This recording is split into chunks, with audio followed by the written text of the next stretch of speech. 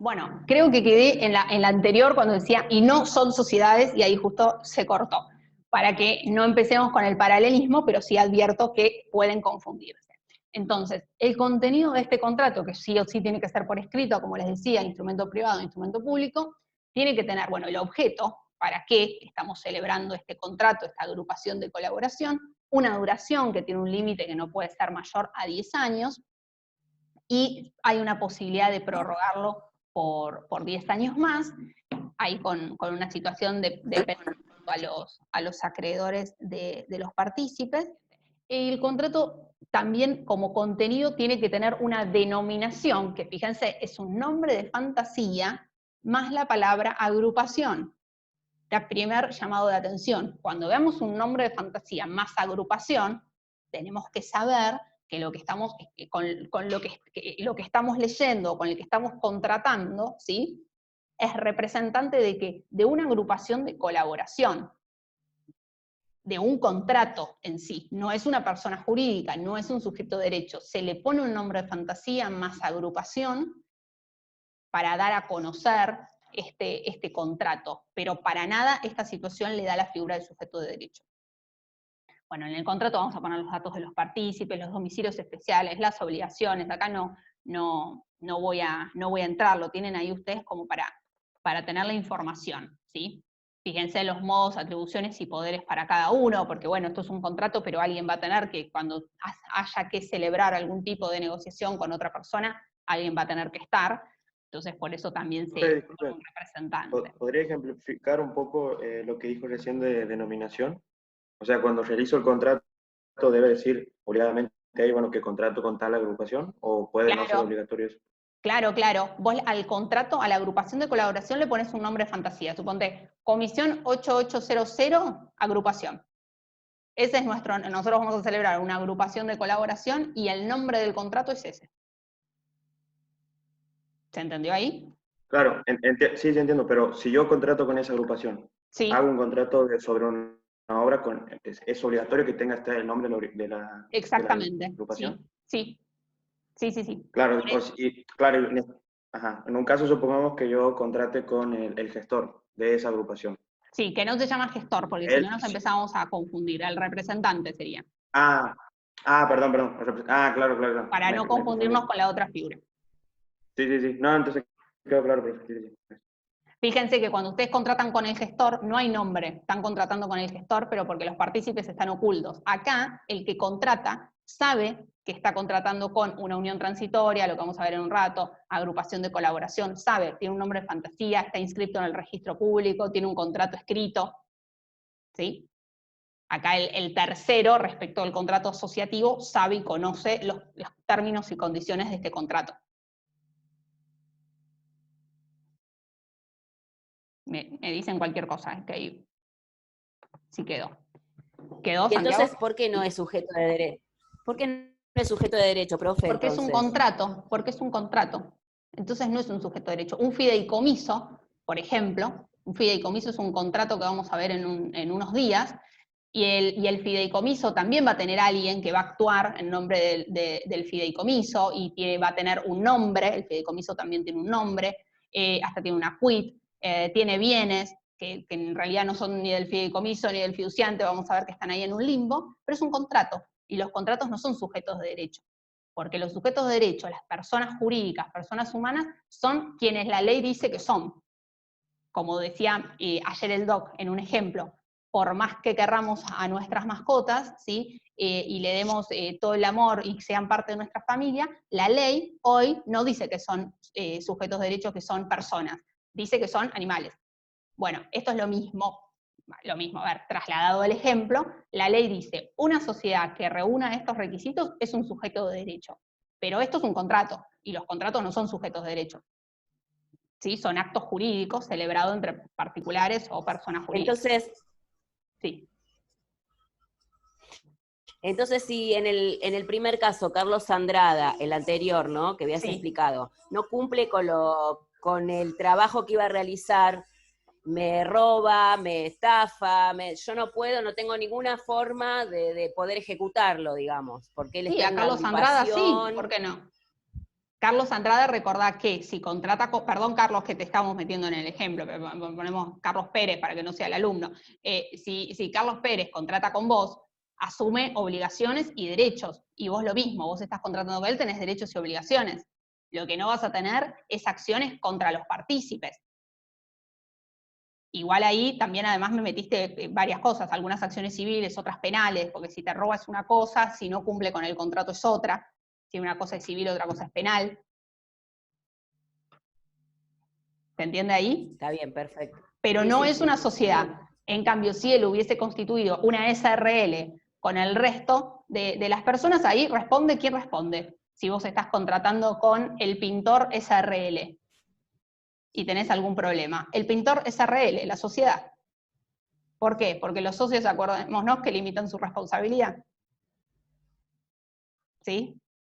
Entonces, fíjense cómo igual, a veces esta cuestión de que, a ver, no son figuras autorizadas por la legislación, así como está autorizado el fideicomiso, que el fideicomiso muchas veces se haya utilizado o se utilice para realizar defraudaciones, no significa que la figura esté prohibida. La figura está vigente y está regulada de la manera para que la usen bien.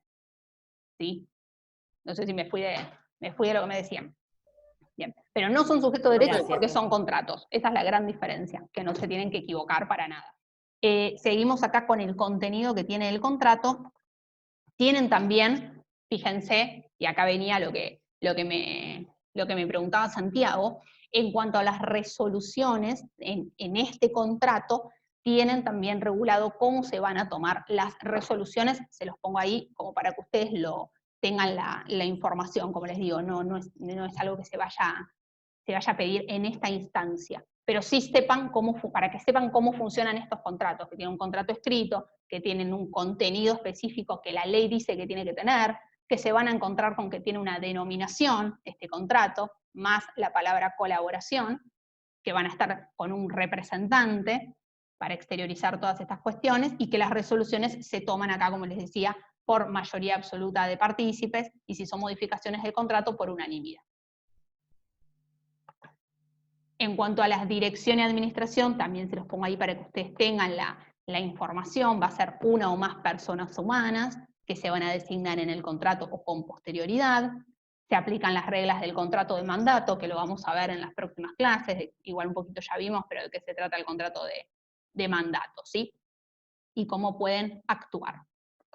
Acá otra cuestión a tener en cuenta y no confundir, el fondo común operativo. Estos contratos, para llevar adelante su objeto, entonces se van a formar con las contribuciones de los participantes y los bienes que con estas contribuciones se adquieran. Fíjense que celebramos un contrato y podemos decidir que se adquieran bienes, pero los bienes, como no tenemos un sujeto de derecho, porque no es una sociedad, entonces van a estar a nombre de los asociados en forma indivisa, en forma indivisa, ¿sí? A nombre de todos. Formamos una agrupación de colaboración, Gabriela, Santiago y Santiago, que los tengo a tres, yo tengo dos Santiagos, y los bienes que adquiere esa agrupación van a estar, pero en cabeza de todos, en forma indivisa. Y en cuanto a las obligaciones y cómo, acá me preguntaban cómo responden, recién dije acá está la respuesta, pero era cómo tomaban las decisiones, y ustedes me preguntaban Santiago me había preguntado cómo responden, me fui a las decisiones. Acá está la respuesta para Santiago.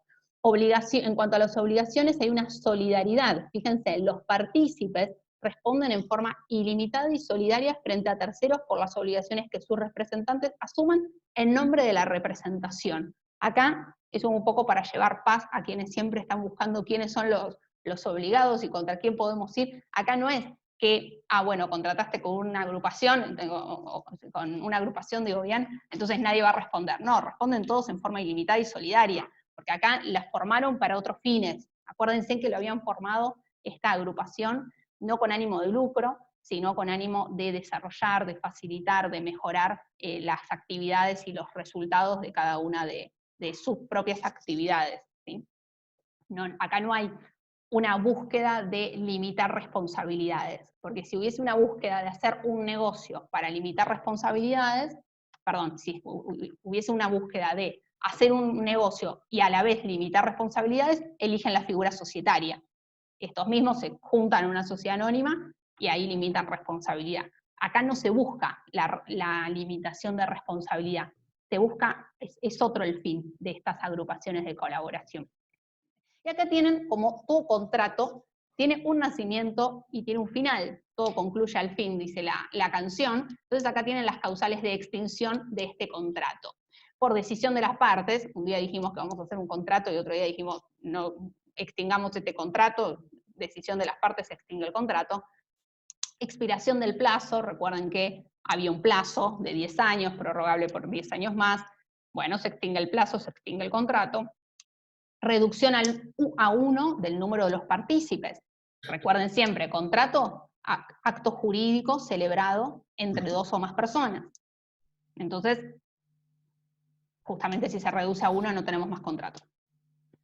Bueno, incapacidad, muerte, disolución, quiebra de un partícipe, salvo que el contrato prevea su continuación o que se decida por unanimidad. Eso se los puse en negrita porque en los próximos contratos tienen soluciones diferentes, pero solo para que le presten atención. Esto es como muy profundo también. Bueno, decisión firme de autoridad competente que considere que la agrupación, su objeto o su actividad persigue la realización de prácticas restrictivas de la competencia, porque estos contratos también se miran respecto a la ley de la competencia, y causas específicas que podamos haber establecido en el contrato. De esta manera, una agrupación de colaboración se extingue como contrato. Bien. En las uniones transitorias, acá vamos a ver que vamos a necesitar vamos a celebrar este contrato, me fui un poquito, vamos a celebrar este contrato, vamos a ver la necesidad o la utilidad de celebrar este contrato frente a tener que hacer una obra, servicio o prestar un servicio o un suministro. Lo ordeno mejor. Frente a una actividad determinada, sujetos de derechos, personas humanas o personas jurídicas pueden decir, ¿por qué no celebramos una unión transitoria para desarrollar o ejecutar esta obra, este servicio o este suministro concreto, determinado? Es decir, primero surge la necesidad o la posibilidad de realizar esta obra, de prestar este servicio o este suministro. Primero surge eso. Y ante eso concreto, hay personas, sujetos de derechos, que dicen, a ver, yo sola esto no lo puedo llevar adelante. El ejemplo típico es una represa, ¿sí? O el asfaltado de una ruta, o la instalación de un puente, la construcción de un puente. Yo como esto surge también, pensemos en pymes, pequeñas y medianas empresas, que quizás ellos solos no pueden llevar adelante toda la obra, o todo el servicio, pero se juntan con otros más, se asocian, forman una unión transitoria, que fíjense el nombre, transitoria, para durar un tiempo determinado. ¿Y cuál es ese tiempo determinado? Lo que dure la obra, el servicio o el suministro. Nos juntamos para llevar adelante este negocio. Y cuando se termine, nos separamos. Esa es la unión transitoria, pensada justamente, como les decía, para darle la posibilidad a pequeñas empresas que puedan llevar adelante grandes proyectos. Imagínense una obra pública grande, como puede ser una represa hidroeléctrica, que en vez de que haya una sola sociedad llevando adelante el proyecto, lo que hay es una UT, la letra U y la T, porque antes se llamaban uniones transitorias de empresas y se decía UT por las siglas, ahora sería UT o UT si decimos la T como T. Y la lleva adelante la UT. Vamos a ver, bueno, ahí en la función económica está lo que yo les venía diciendo. Vamos a ver que tienen requisitos de forma, se pueden hacer por instrumento público o por instrumentos privados con firmas certificadas notarialmente, y se inscribe también en el registro público. Recuerden que aunque no se inscriba, en intervinientes tienen efectos, como decíamos por el artículo 1447. Y el contrato, el Código Civil y Comercial, también especifica cuál es el contenido de este contrato. Tiene que tener un objeto, como les decía, la actividad la determinación concreta de esta actividad, de este servicio que va a prestar y cuáles son los medios para que los vaya a realizar. La duración es la misma que la obra, el servicio o el suministro. Por eso la palabra transitoria. La transitoriedad de esto es que nos juntamos para llevar adelante este negocio y cuando termina nos separamos. Y ojo que acá también tienen una denominación. Ya no va a ser un nombre de fantasía, como en la agrupación de colaboración, sino que la denominación va a estar por el nombre, formada por el nombre de algunos o de todos los socios, de todos, perdón, ahí fue error mío que dije socios, de todos los miembros, bueno, son socios, no es una sociedad, fíjense cómo hasta una se puede confundir, más unión transitoria. Para que los terceros están contratando, saben que están contratando con una unión transitoria. Como decía el doc, también pueden celebrar contratos laborales, en fin, pero no son sujetos de derecho, ¿sí? Detrás van a estar los miembros, que son personas humanas o personas jurídicas, como les pongo ahí. Bueno, acá el contenido de este contrato va a tener un representante también, para que pueda llevar adelante la operatoria. En cuanto a la responsabilidad que me comentaban, que siempre les interesa mucho de cómo responden y quién responde, la ley dice, no responden solidariamente por los actos y obligaciones de la UTE, salvo, y por las obligaciones contraídas frente a terceros, salvo disposición en contrario. Fíjense que acá habla de la solidaridad. No hay solidaridad, salvo que se pacte en contrario que sí haya solidaridad. ¿Se entiende? La solidaridad es esto de que todos responden por el todo, sino cada uno responde por la parte que se obligó. Como decía el doc recién, que eso surge del contrato que está inscrito en el registro público, y que cuando yo voy a contratar con una unión transitoria voy a tener conocimiento de todas esas circunstancias y no voy a estar desprotegido no sabiendo quién responde con cada uno. Bueno, en cuanto a los acuerdos se requiere unanimidad, yo se los pongo acá para que lo tengan, pero no quiero avanzar demasiado. Ay, se me fue la hora. Consorcios de cooperación, rápidamente, y acá, bueno, en el consorcio de cooperación también hay finalidad de lucro, ¿sí? Como en la UT. Se va a inscribir en el registro público, se le exige la formalidad de que sea por instrumento público o por instrumento privado con firmas certificadas. Hasta ahí estamos. Y el concepto es una organización común para facilitar, desarrollar, incrementar, concretar operaciones relacionadas con la actividad económica de sus miembros a fin de mejorar o acrecentar sus resultados. Y acá en los ejemplos que busqué, encontré el mismo que me daba el doc, así que lo copio, pero asumo que encontré más ejemplos, que busqué más ejemplos. Pero todos terminaban en esto que se puede utilizar o se ha utilizado el consorcio de cooperación para operaciones de exportación, ¿sí?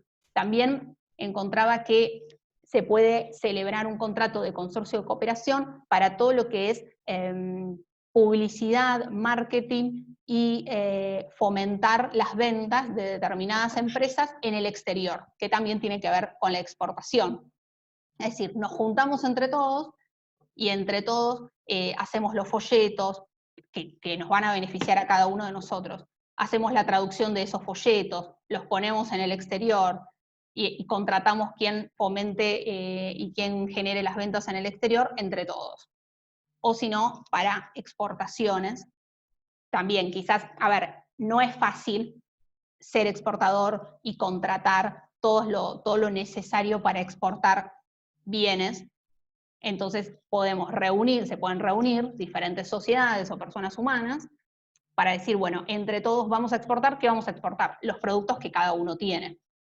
Y los beneficios, por supuesto, van a ser para cada uno de los integrantes de este consorcio de cooperación, pero que facilita justamente la puesta de la mercadería de cada uno de ellos en el exterior. Doc, no sé si querés agregar algo del ejemplo que capaz que embarullé un poquito. No, está perfecta. ¿Sí? Es decir, Bueno. la diferencia puntual, acá tienen dos cosas. Primero, los escenarios son totalmente distintos. UTE, grandes empresas, Aragón, no sé, no me sale ahora ninguna, las del grupo Techín, es decir, todas las grandes empresas, usualmente cuando forman una alianza para algo, van con el formato de UTE, negocio determinado. Nos juntamos pero vamos separados, nos juntamos pero no nos entremezclamos. El negocio está ya totalmente específico. En el consorcio de cooperación, ¿no? Como bien lo señalaba, observen la diferencia que la ley dice ahí, que es para una obra determinada o determinable. O sea, acá puede ser que el negocio todavía no esté cerrado, como dicen, como que podemos unirnos, este tira un cachito más para el lado de sociedades, y el escenario es que es para pymes, este es para pymes. Este es para De pymes. hecho, cuando el texto originario de este proyecto de ley fue consorcios de exportación, no era de cooperación. Y ahí alguien, una persona que imagino quién puede ser, sabía mucho, le cambió un par de articulitos y dijo, con esto resuelvo un montón de problemas. Y este es un contrato que está realmente muy bueno en la práctica, pero que no es utilizado. Es como la factura de crédito, está bueno jurídicamente hablando, pero no es utilizado porque se lo desconoce. La mayor parte de la gente ni lo conoce, es un buen contrato. Este huele un cachito más a sociedad, por decirlo así en un lenguaje, a diferencia de los otros. Nada más. Bueno, gracias, Doc. Y les dejo el resto para que ustedes lo lean, dada la hora, pero es el contenido del contrato, como veníamos diciendo con el resto de los contratos. Acá también tenemos la posibilidad de el nombre de fantasía, no ya el nombre de los partícipes, sino el nombre de fantasía, más la palabrita consorcio de cooperación, para resaltar eso. Después el resto se los dejo, dada la hora, pero llegamos a ver lo que tienen que saber de cada uno de estos contratos asociativos. Por último, esto de diferenciarlo, por supuesto con sociedad, como ya lo dijimos, y también por diferenciar contrato asociativo de grupo económico, donde en el grupo económico ahí tienen un mismo interés económico. Acá tienen diferentes intereses económicos que se agrupan para facilitar y para llevar adelante o un proyecto, o fomentar sus actividades, pero cada uno tiene sus propios intereses económicos y tenemos diferentes personas jurídicas y humanas. Rápidamente.